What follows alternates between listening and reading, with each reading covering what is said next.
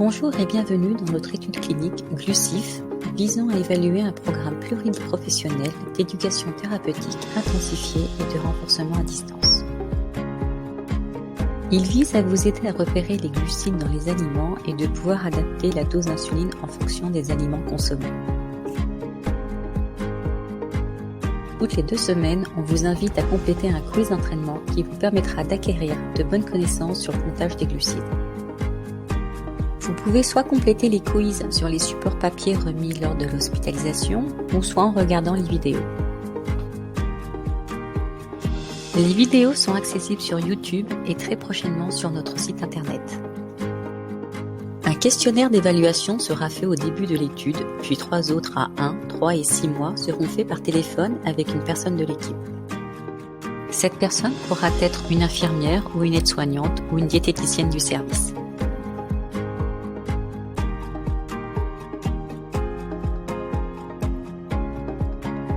Ces aliments contiennent-ils des glucides? Répondez par oui, non ou de manière négligeable. Vous pouvez utiliser des applications de comptage des glucides pour vous aider et vous pouvez aussi mettre la vidéo sur pause pour prendre le temps de répondre.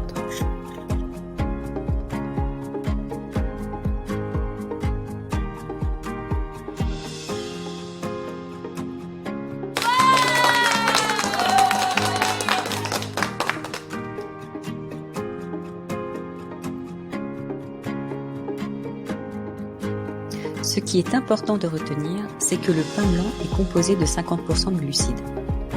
Les pâtes font partie de la famille des féculents. Ils sont constitués de glucides complexes. Quant aux fruits, ils sont composés de glucides simples. Les laitages nature contiennent une petite quantité de lactose, qui représente le sucre dans le lait. L'effet sur la glycémie est dans la majorité des cas négligeable.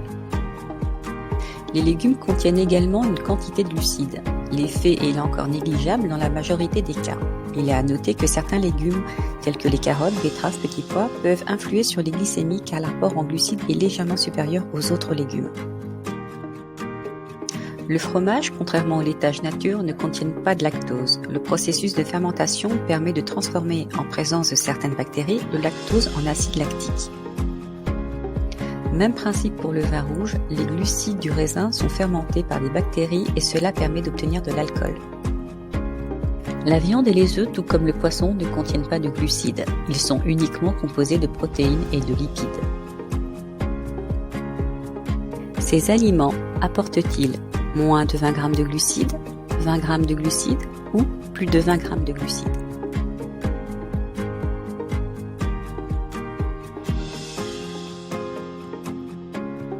Le yaourt nature apporte en moyenne 5 g de glucides. Une crème dessert apporte en moyenne 20 g de glucides. On entend par crème dessert une danette à la vanille ou un pot de riz au lait par exemple. Une pâtisserie apporte en moyenne 30 à 50 g de glucides. La quantité de glucides des fruits s'estime par portion. La portion apporte en moyenne 20 g de glucides. On entend par portion une banane ou une pomme ou 2 kiwis par exemple. La quantité de glucides d'un sandwich dépend de la portion de pain qui le compose. En moyenne, cela revient à une demi-baguette, soit 60 g de glucides. Un quart de quiche apporte en moyenne 30 g de glucides. Un petit beurre apporte environ 5 g de glucides. Pensez à regarder la ligne glucides du tableau nutritionnel présent sur l'emballage des aliments. La valeur est souvent donnée pour 100 g, à vous de convertir en fonction de la portion consommée. Tous les féculents n'apportent pas la même quantité de glucides. Néanmoins, pour une portion de 200 g, nous avons bien plus de 20 g de glucides, et ça, quel que soit le féculent. Les aliments ci-dessous apportent-ils la même quantité de glucides? Oui ou non? La réponse est oui. La quantité de glucides des fruits s'estime par portion. Une portion apporte en moyenne 20 g de glucides. C'est fini pour aujourd'hui. Rendez-vous dans 2 semaines. En suivant notre programme, vous allez arriver à acquérir de bonnes connaissances pour équilibrer seul votre diabète. L'importance est de bien faire le quiz tous les 15 jours et de manière régulière.